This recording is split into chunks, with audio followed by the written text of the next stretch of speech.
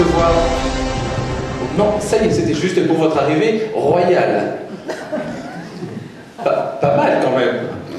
Bienvenue à Vichy, c'est la deuxième fois que nous nous voyons. C'est un grand plaisir de vous recevoir. Et comme je vous le disais tout à l'heure, c'est un plaisir d'une part de vous lire, mais aussi de vous entendre. Parce que vous êtes un des rares auteurs qui, à mes yeux, a ce don-là, c'est de conter des histoires et conter l'histoire de France. J'ai écrit 2 livres qui racontent ma vraie vie. L'un qui s'appelle « Les vieillards de Brighton ». Mon père est un jeune diplomate à Londres. Nous habitons Exhibition Road.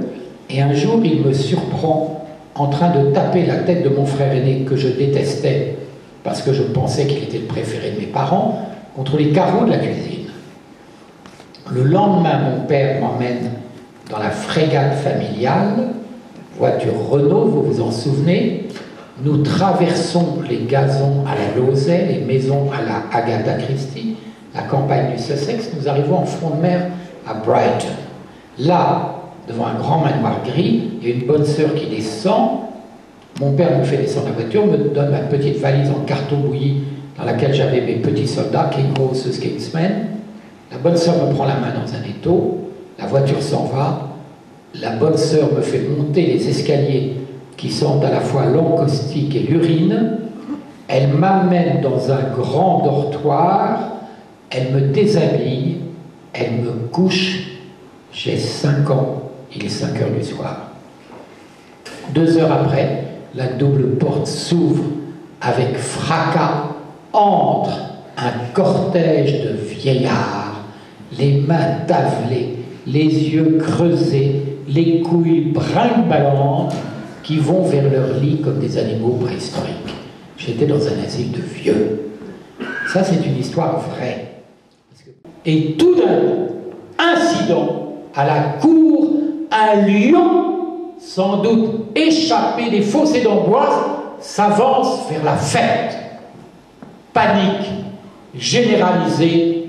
Les femmes se précipitent dans les galeries, dans les machicoulis. Les gardes prennent leurs dagues, se mettent devant le roi pour le protéger, mais ils ne savent pas très bien comment on doit faire pour se battre avec un lion. Le lion avance vers le souverain.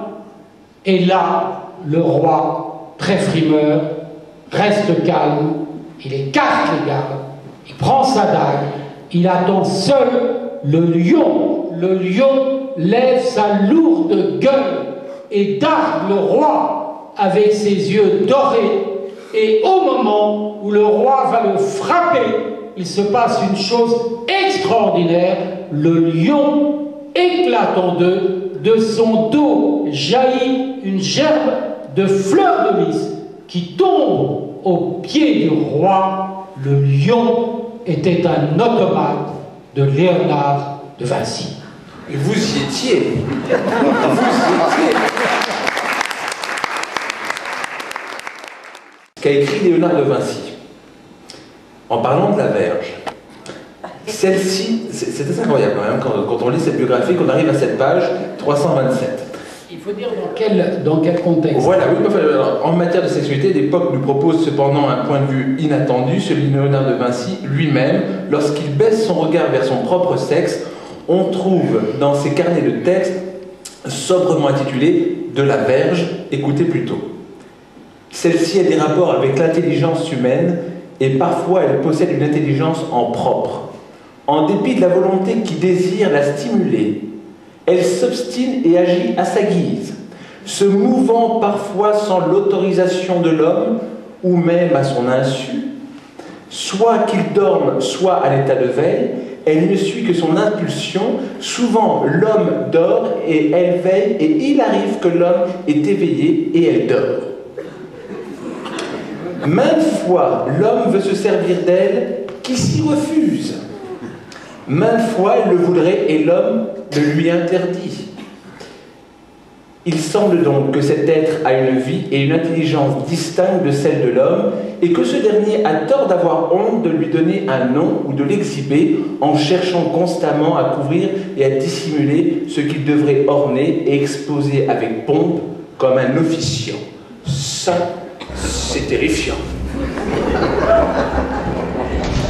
C'est un texte extraordinaire.